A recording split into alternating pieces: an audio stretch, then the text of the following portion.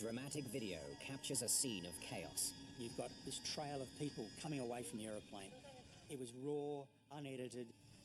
A crash survivor records the desperate escape from the wreckage of Garuda Flight 200. Huge explosions going off, big plumes of black smoke. What sent the Indonesian airliner careening off the runway? We don't deal in speculation, we want facts. There was intense pressure to deliver. Investigators must accept a shocking explanation for the crash. It's very hard to understand. Go out, Captain, go out! I never heard anything like this.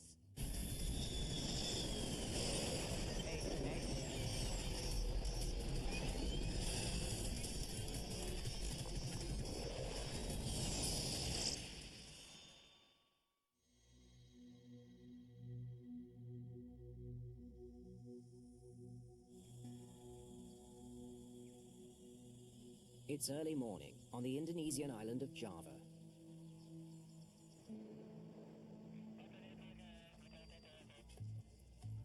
Garuda 200, cleared for descent, runway 09er. Surface wind is calm, visibility is 8 kilometers. A Boeing 737 flies high overhead. Copy that, runway 09er. Wind's calm, visibility 8 kilometers, 27,000 feet. 27,000. The crew of Garuda Flight 200 is getting ready to land. All right, you can go ahead and proceed with the landing checklist. Landing lights on. Approach frequencies check. Indonesia is made up of 18,300 islands, so air travel is incredibly important. Garuda is critical to the aviation infrastructure. Fasten seatbelt light is on.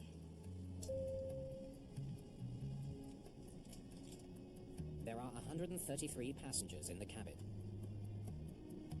They're nearing the end of a short flight from the Indonesian capital of Jakarta, 265 miles southeast to the city of Yogyakarta.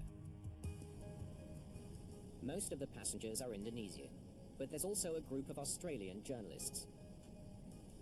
They're covering a state visit by Australia's foreign minister, who's traveling on another plane. Relationship between Australia and Indonesia are often strained. So whenever a minister, a head of state, visits that country, there's a heightened interest from the media, and so we had a large media contingent following.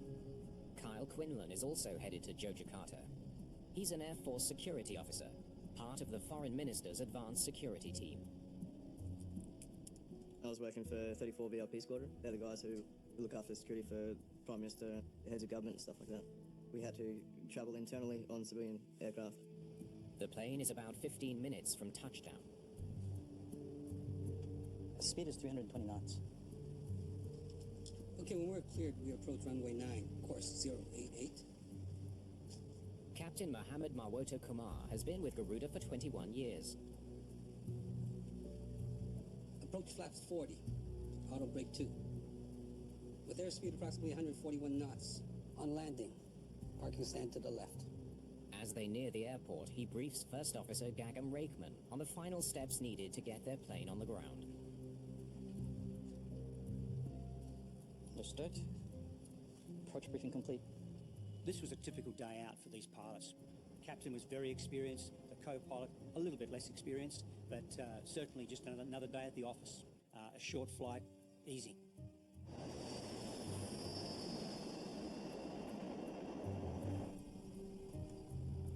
Enough slack and it's time to get back at it.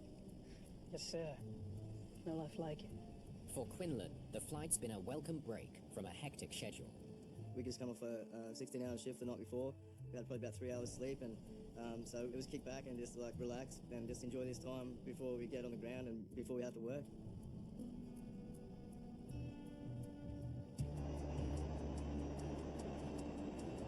The plane is less than 15 miles from the airport. Whoa, strong wind.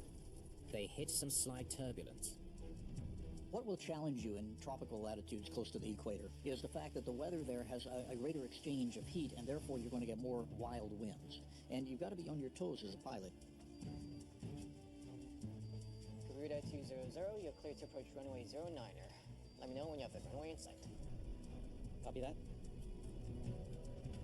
The bumpy ride doesn't alarm the experienced captain. Flaps 1. He continues with the landing approach Flaps 1. and calls for the flaps to be extended. Flaps increase the wing's surface area, adding the crucial extra lift needed at slower speeds. Gear down. Gear down.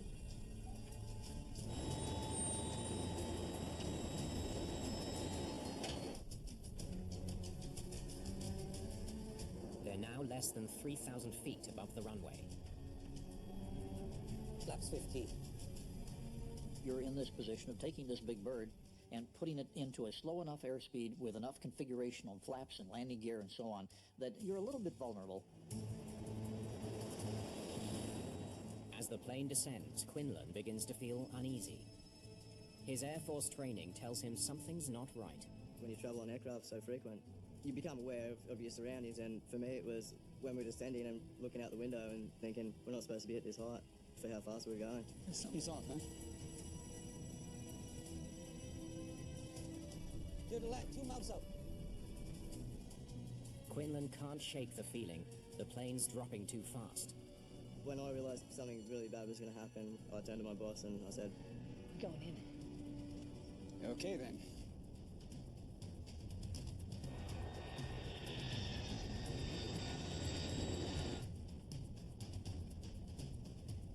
what can you do? You're stuck here, you know, like there's nothing that you can do except for tighten up the seatbelt and just hang on and just ride this out and hopefully we make it, you know.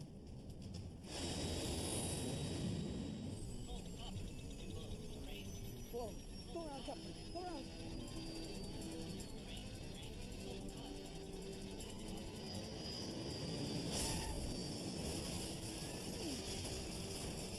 We landed and we bounced. It's chaos as the plane bounces a second time.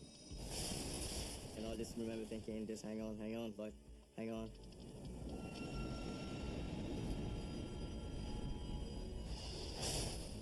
Then a third impact, and the plane isn't stopping. We're scraping on the belly. I can hear the wings, the engines, everything.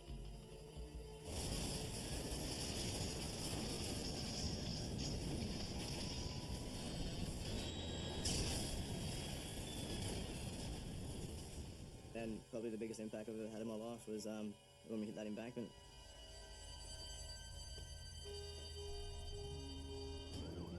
Emergency crews race towards the crash site, but the 737 has careened off the runway into a swampy rice field. Getting vehicles to the site won't be easy. When you've got a crash that occurs in the middle of an airport where there's plenty of access, it's one thing. But when it's out off the airport side, in this particular case in a rice paddy, very limited access, it gets almost exponentially more difficult.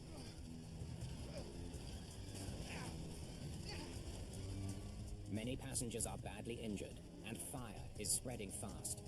Kyle Quinlan realizes there's no time to wait for rescue. Once we pulled up, I could still operate, and to see so many people who were busted up and couldn't do anything, I needed to do something and help these people out.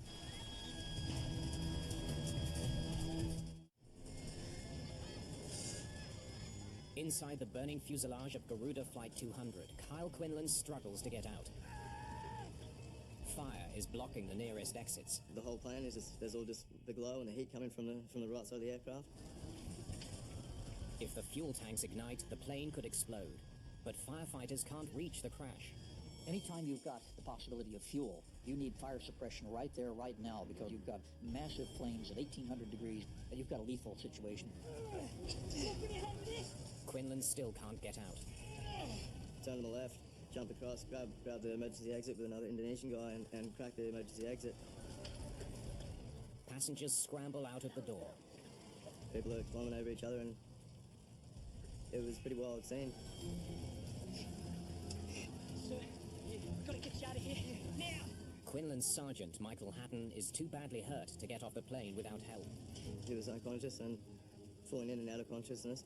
So I carried him out, jumped off the left wingtip into a rice paddy, and then so we sunk up to sort of knee deep in water, about 100 metres away from the aircraft. As a hut, I just grabbed my boss and carried him there.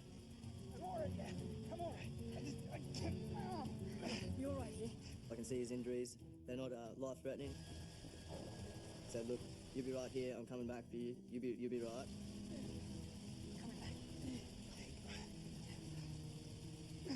Off I went and went back to the plane. Freelance cameraman Wayan Sukada also makes his way off the plane. He soon begins capturing dramatic images of the aftermath. We've got the cameraman grasping for breath. We've got him staggering around away from the aeroplane, filming as he went. And you've got this trail of people coming away from the aeroplane. It was raw, unedited, and it was a real sense of being there.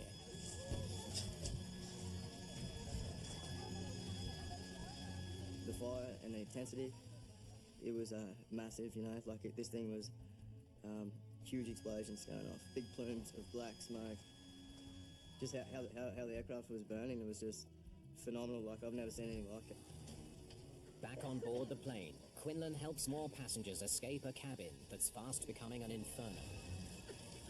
A lot of people are not in a condition to be able to do anything, so I'm in a condition where I can assist. I'm going to assist. I'm going to do the best I can and help, you know.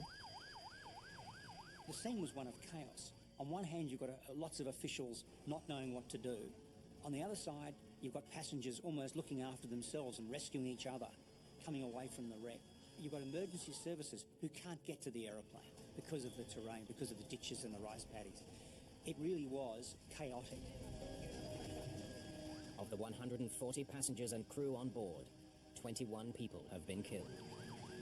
Clearly, you knew that people were not going to survive this. It's almost a miracle that so many did survive. Sukada keeps rolling as crash survivors, including Kyle Quinlan and Michael Hatton, arrive at a nearby hospital. Australian Air Force. Air Force. There was just stretchers and everyone over the floor, you know, and it was just a big shock to me. Just so many people. Within hours, Sukada's dramatic footage is broadcast around the world. The public response to that footage was overwhelming. Millions and millions of hits on YouTube. Television stations around the globe picked it up, and it was repeated continuously for days after the crash. At the crash site, investigators from Indonesia's National Transportation Safety Committee, or NTSC, faced the enormous task of piecing together what went wrong. Aircraft debris is spread all along the plane's deadly trajectory, from the runway to where it came to rest in the rice field. An airplane is basically an aluminum eggshell. It is incredibly strong when it's used the way it's designed to be used. But if you skid it off a runway at high speed, it's not going to stay together. Alan Stray of the Australian Transport Safety Bureau joins the investigation. What do you got so far? We have to establish, where did it touch down? Were there any runway marks? Did it bounce? Did it skid? What are the distinguishing features on the runway that may help us build a picture of what was happening at the time of the accident? Let's get the full team out to runway 9. Stray knows that the relatives of the dead are already demanding answers. Because there were so many international people on board this aircraft, some of whom had died, there was intense pressure to deliver. Investigators search for clues to explain why Garuda Flight 200 bounced off the runway and crashed. Looks like they hit pretty hard. They discover gouges and shattered pieces of landing gear on the runway, clear signs that the plane slammed down with unusual force. The nose wheel digging in and fracturing was indicative of a very hard G-force on that impact. It's also clear the plane hit the runway more than once. More skid marks here. The idea of walking the site is to establish the sequence of the events. First impact here. Being very careful not to disturb any perishable evidence. So, 1, 2, 3, then off the end of the runway. There was a lot of questioning and trying to establish why did the aircraft bounce. Hang on a minute. The location of the first skid mark gives investigators a crucial lead. How far are we from the threshold of the runway? 860 meters. Yikes, that's more than a third of the runway. It landed long, it didn't touch down till a long way into the runway. The distance of the touchdown from the threshold raised serious questions in the minds of the investigators. So, he comes in long, he hits hard, and bounce. Let's gather up as much weather data as we can. We're very keen to establish, was there a weather situation, a wind or a downdraft, a strong tailwind? Stray suspects wind shear might explain what he sees. Like this, and like this. Wind shear can produce violent updrafts and downdrafts that are impossible to fly through. Close to the ground, it can be deadly. Especially in the age of climate change, we've got more and more violent winds, gust fronts, downdrafts, things of this nature, and sometimes microbursts. Investigators checked with tower controllers to find out what kind of weather the pilots were facing as they descended toward the airport. Here, take a look. Surface winds were completely calm. The weather data shows there were strong winds at high altitudes. But the winds near the runway were calm. There's no sign of the kind of downdrafts that could force a plane to the ground. That wind tapered right off, and there was ample time for the crew to establish the aircraft in a stabilised approach from 1,000 feet. Indonesian police launch a criminal investigation into the accident. They bring the captain in for questioning. For crash investigators, the move has unfortunate consequences. I really have nothing more to say. I'm sorry. In cases where the investigation becomes criminalised, and particularly when that happens early on, if we have police involved or lawyers involved, We did everything by the book. that can intimidate people, and it can lead to them not cooperating effectively with investigators. With the flight crew under criminal suspicion and reluctant to talk, investigators must look for other leads. Downloading the plane's black boxes, or flight recorders, is now a top priority. Investigators quickly recover them from the wreckage and send them for analysis. All right, let's get these to the lab. The flight recorders are vitally important. It's important to get as much information from them, early information, so that it may direct the thrust of the investigation. Without that data, we're screwed. Meanwhile, investigators focus their attention on the crash site. Every detail is a possible clue. What I want to know is why they didn't stop at the end of this runway. The investigation was initially concerned about the touchdown point and the remaining distance on the runway. Is that the runway map? They wonder if after coming in long, the plane simply didn't have enough runway left to stop safely. Even with a 2 or 3 mile runway, you've got a finite patch of concrete on which to land an airplane. He touched down here, 860 meters from the threshold. Now that gives him just over 1,300 meters to stop. The runway in Yogyakarta is shorter than the runways at many other international airports. But even though the pilots touched down late, Stray calculates they still had enough room to stop their plane.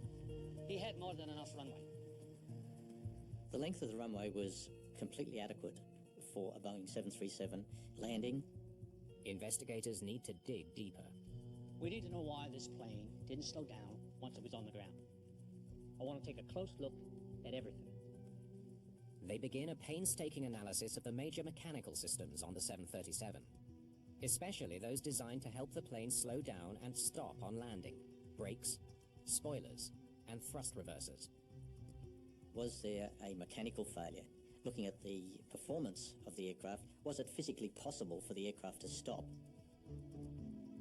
The careful analysis of the plane's mechanical systems provides a potential breakthrough. I think we got something here.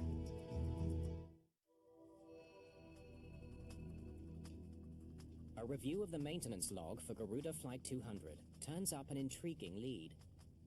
There had been a write-up on a couple of occasions of thrust reverser failure, on one thrust reverser. The thrust reversers redirect the jet's engine exhaust forward to help the plane slow down on the runway. You gotta remember, it's not just a matter of kissing the wheels onto the ground, it's a matter of dissipating a tremendous amount of energy, a tremendous amount of kinetic energy.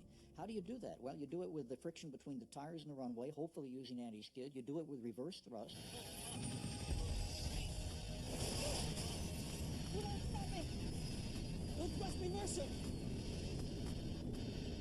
Investigators wonder if a malfunctioning thrust reverser explains why the crew couldn't stop before they ran out of runway. Full brake! At the end of the day, you still have to dissipate all that energy, and if you don't have enough room to do it, you're off the end.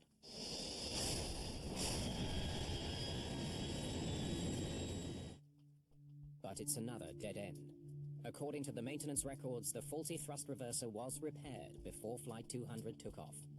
Looks like they fixed it. That had been rectified prior to this flight departing from Jakarta, and so there was no paperwork evidence of a failure. Investigators are going to need another lead. We don't deal in speculation, we want facts. The facts so far are limited. The 737 careened into a rice field after slamming to the ground almost a third of the way down the runway. The question is, why? Was the plane configured properly? Perhaps there was something wrong with the wing flaps pilots rely on for landing. The flap system on a modern jetliner like a 737 create greater lift. And that means that we can approach an airport or we can take off from an airport with a much lower and safer airspeed. The team scrutinizes the mechanical rods or screw jacks that move the flaps. We needed to look at the flap setting. What flap setting can we establish from the wreckage? We measured the screw jack extension to establish what the flap setting was. What they find is astonishing. Doesn't look like the flaps are all the way out. The screw jacks show a flap setting of just 5 degrees, not nearly enough for a safe landing. We just could not believe that the aircraft would have landed with only 5 degrees. To provide enough lift on landing, the flaps of a 737 are usually extended step by step from 0 all the way to 40 degrees as the plane slows and descends towards the runway. It's hard to overstate the value of the flap systems on a